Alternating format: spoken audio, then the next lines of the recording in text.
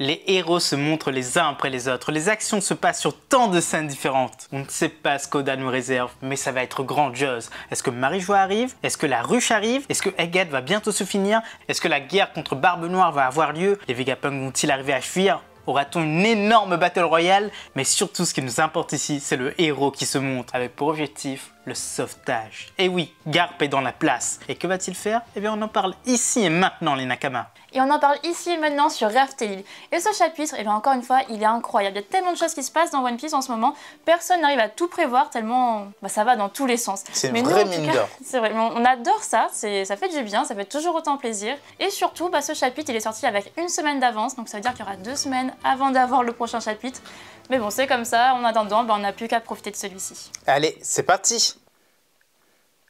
Pour ce premier chapitre de l'année, parce que oui, c'est vendu comme ça et c'était censé être le premier chapitre de l'année, mais c'est devenu le dernier chapitre de l'année 2022, eh ben, on a une page couleur très sympathique qui met Uta en avant encore une fois. On a tous les Mugiwara avec Uta au milieu.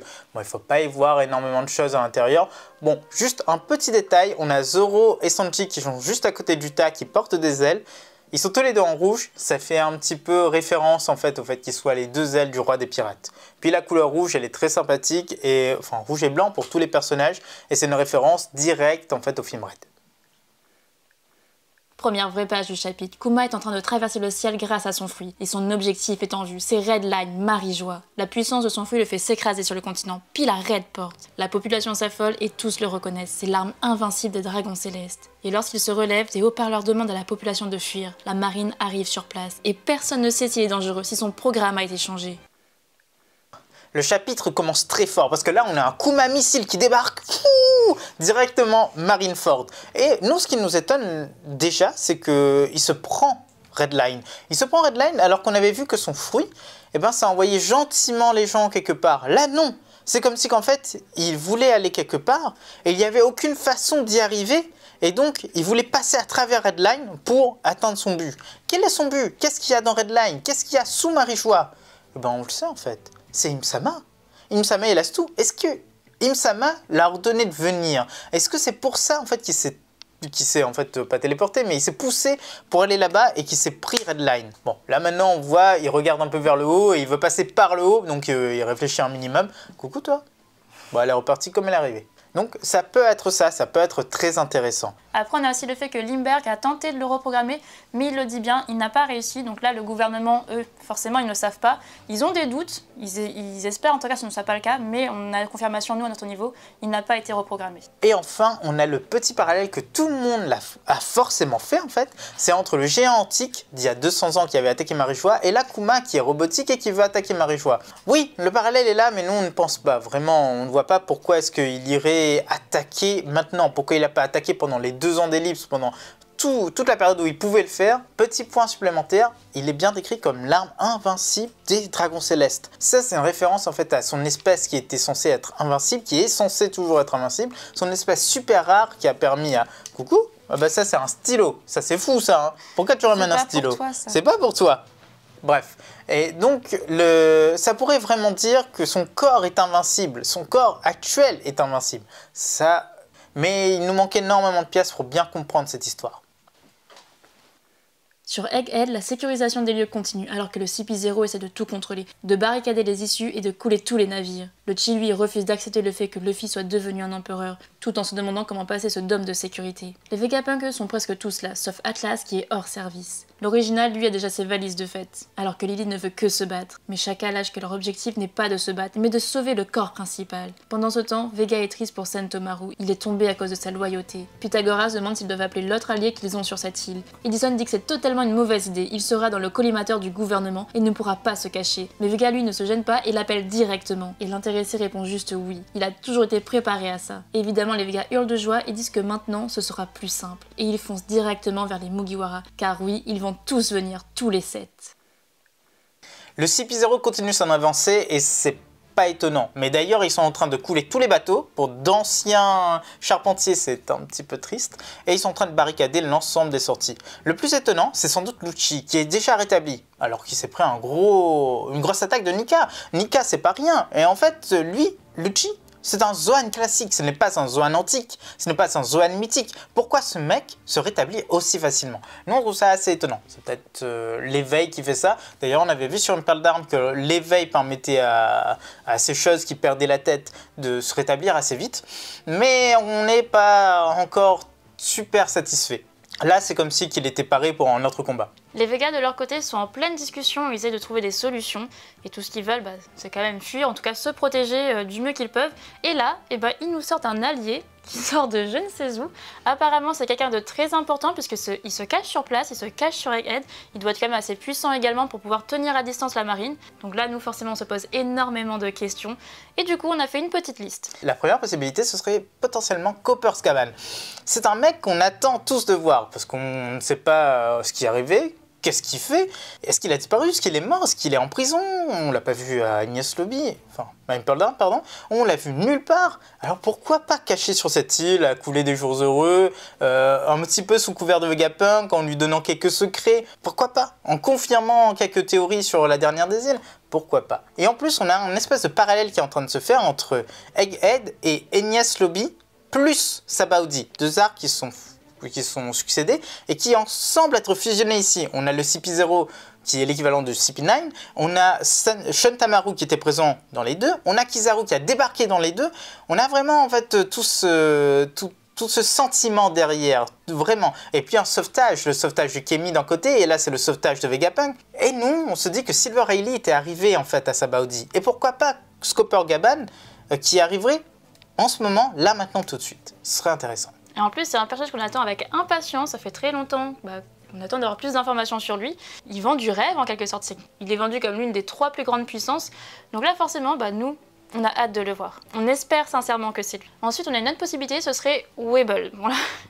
On est d'accord avec vous, on ne pense pas vraiment que ce soit lui, il faut l'admettre quand même, Webble n'a pas l'air très intelligent et surtout sans sa maman, il n'est absolument rien. Et pourquoi, quel intérêt il aurait à aller sauver Vegapunk? Juz, ça peut être une excellente solution. Juz a disparu depuis des années, des mois, on ne sait pas, et il n'est pas revenu à Wano, on l'attendait vraiment fortement, et là, ce serait intéressant de le voir débarquer ici, en disant oui, je me suis caché pendant des années, avec son bras en moins et compagnie, ce serait vraiment intéressant. Et la dernière solution, ce serait Yourouge. Yourouge pourquoi? Parce que Yourouge c'est un supernova. Et comme on avait fait le parallèle avec Sabaody, Egghead, avec Enies Lobby bien sûr, Yourouge était présent. Bonnet aussi. Ici en fait le dernier supernova arrivait maintenant. Parce qu'on ne voit pas quand est-ce qu'on va le faire débarquer, quand est-ce qu'on pourra le développer. Soit il est mort et donc son fruit est maintenant avec Burgess, ce qui serait vraiment triste parce que pas de développement pour Yourouge, ou alors il a été battu ou on ne sait quoi et il a été recueilli par Vegapunk. Et Vegapunk le loge, le cache,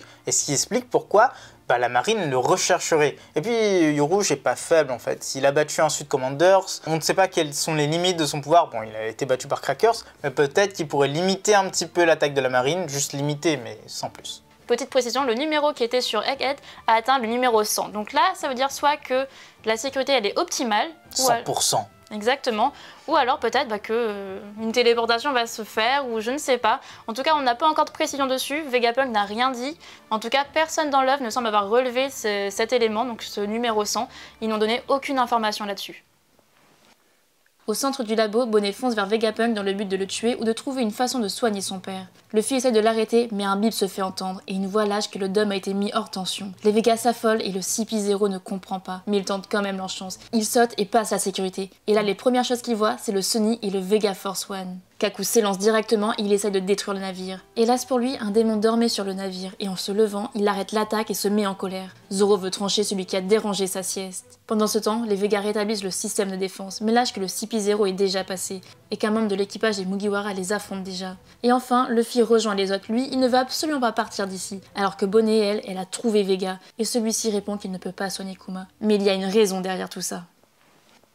Le système de sécurité vient de foirer. Il a été coupé, on ne sait pas par qui, on ne sait pas comment. En tout cas, les Végas sont tous étonnés, on ne sait pas qu'est-ce qui se passe. Et il n'y a personne dans la salle de contrôle, ce qui est très étonnant. Il y a plusieurs pistes là-dessus. La première, c'est que il y a eu un dysfonctionnement, mais ça nous semble pas cohérent parce que Vegapunk est un très grand scientifique, très intelligent, vois pas pourquoi il aurait fait cette erreur, surtout qu'il est perfectionniste. Puis la deuxième solution, ce serait Stussy. Mais elle a l'air aussi étonnée que les autres et elle avait l'air de ne pas savoir pourquoi ça a coupé et de tester mais sans tester. D'ailleurs, vous remarquerez que Kaku est au-dessus des autres quand il saute. Ce qui est assez triste, on dirait qu'ils l'ont laissé sauter avant, genre creve d'abord, t'inquiète, t'inquiète. Troisième solution, ce sera un allié du gouvernement qui est capable de pirater les systèmes de Vegapunk. Peut-être même qu'il a piraté les systèmes de Kuma, ce qui expliquerait pourquoi Kuma bouge en ce sens-là. Et donc, ça donnerait une autre dimension à tout ça, un contrôle total sur les Séraphins sans avoir à passer par Vegapunk, mais totalement marine et gouvernement, ce serait intéressant. La dernière solution, qui n'est pas à exclure, ce serait que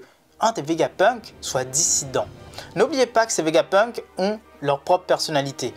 Des fois, ils sont réticents à faire le bien, ils sont réticents en fait à suivre les ordres de Vegapunk. D'ailleurs, les ordres de Vegapunk ne sont pas vraiment des ordres. Il n'a pas l'air de commander les autres. Imaginez qu'un des Vegapunk ait installé un système pour couper des choses, pour rejoindre le gouvernement, ça serait intéressant. Et ça donnerait une autre dimension également, créer plus que des clones, mais des êtres vraiment individuels. Depuis son arrivée sur Egghead, Kaku il nous semble très téméraire, voilà, il fonce dans le tas et là il voit le Sonic, qu'est-ce qu'il va faire? Il va attaquer le Sonic. Mais malheureusement pour lui, comme on l'a dit, il va devoir affronter Zoro parce que Zoro il dort paisiblement sur le bateau. Et nous ça nous rappelle énormément Enies Lobby lorsque Zoro avait affronté la Franky Family. Donc là ça fait un peu le parallèle entre Zoro de la Franky Family et maintenant Zoro Kaku. On a l'impression que Kaku il est au même niveau que la Franky Family pour Zoro. Donc voilà.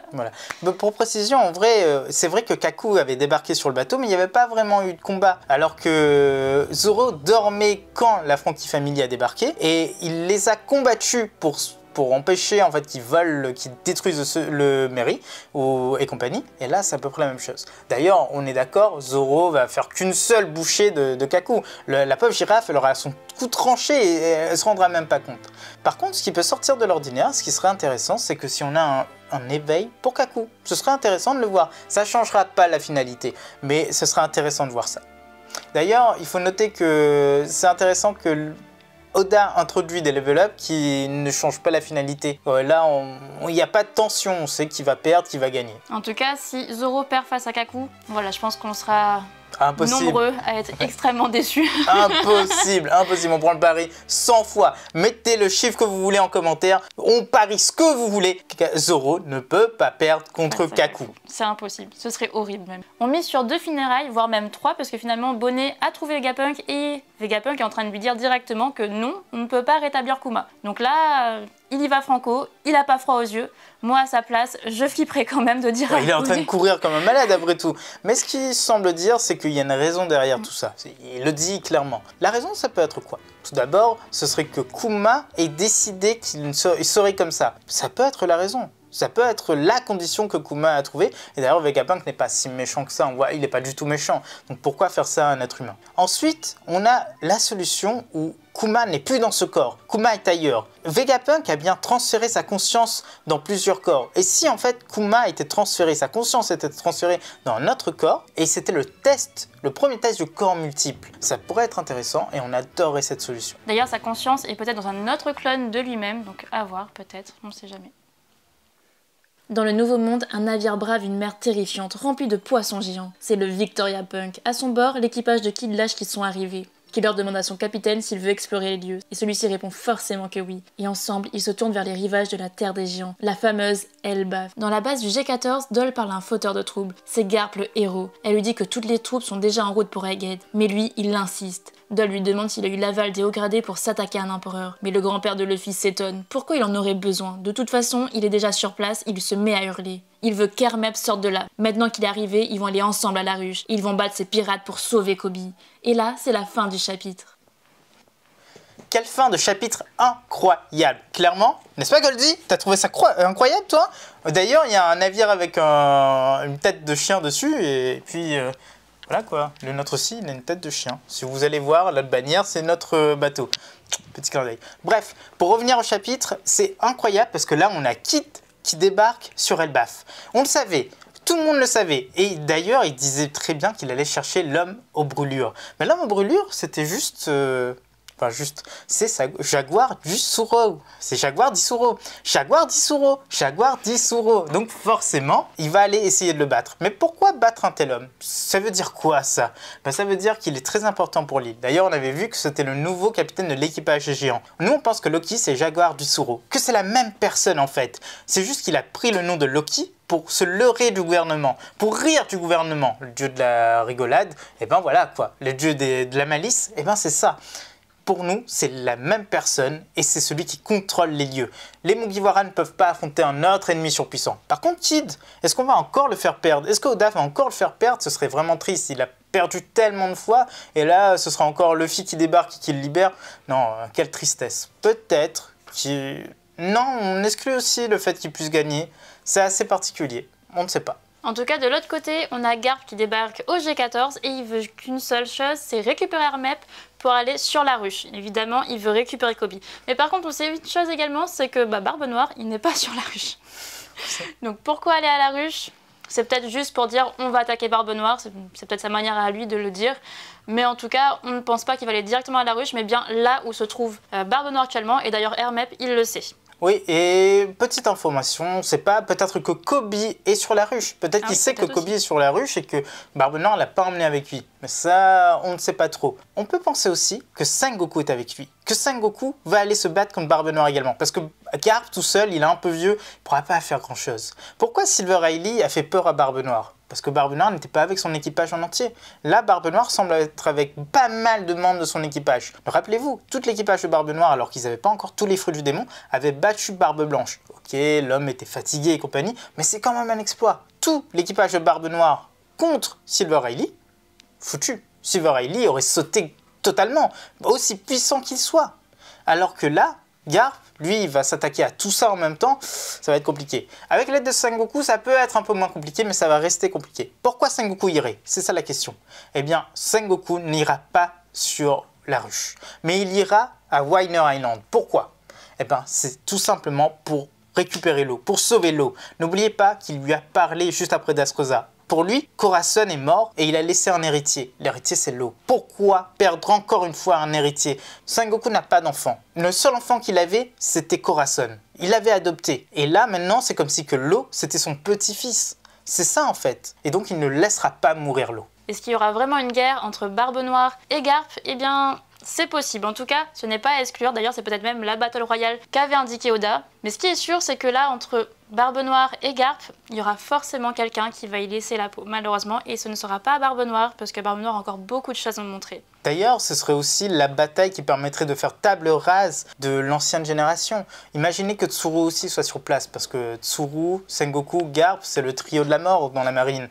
L'ancien trio de la mort. Et là, ce serait clairement l'élimination des anciens pour donner la place en fait à la nouvelle génération, pour éliminer les anciens héros et pour en voir de nouveaux. Il y a aussi le cas Aokiji. On se pose la question, est-ce que dans un cas pareil, il va se battre contre Garp? Non, on pense juste qu'il va se détourner du combat, mais il ne va pas changer de camp à nouveau.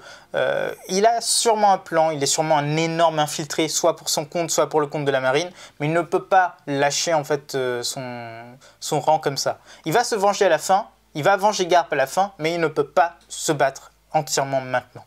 Et voici les petites prédictions pour le chapitre suivant. Numéro 1, Garp décide d'aller vers Winer Island. Hermep l'informe que Barbe Noire est là-bas. Numéro 2, Vegapunk révèle les secrets sur le changement de Kuma. Numéro 3, Kuma arrive à Marijoie et s'agenouille devant Saint Carlos. Numéro 4, Kaku se fait démonter par Zoro. Il n'a aucune chance, il faut l'avouer. Mais quand même, il va montrer son éveil avant la fin. Numéro 5, Kizaru débarque sur Egghead avec une flotte sans pareil. Et enfin, numéro 6, la mystérieuse personne est dévoilée. Est-ce que c'est Gaban, New Rouge, Joz? Peu importe en fait, on veut juste le voir.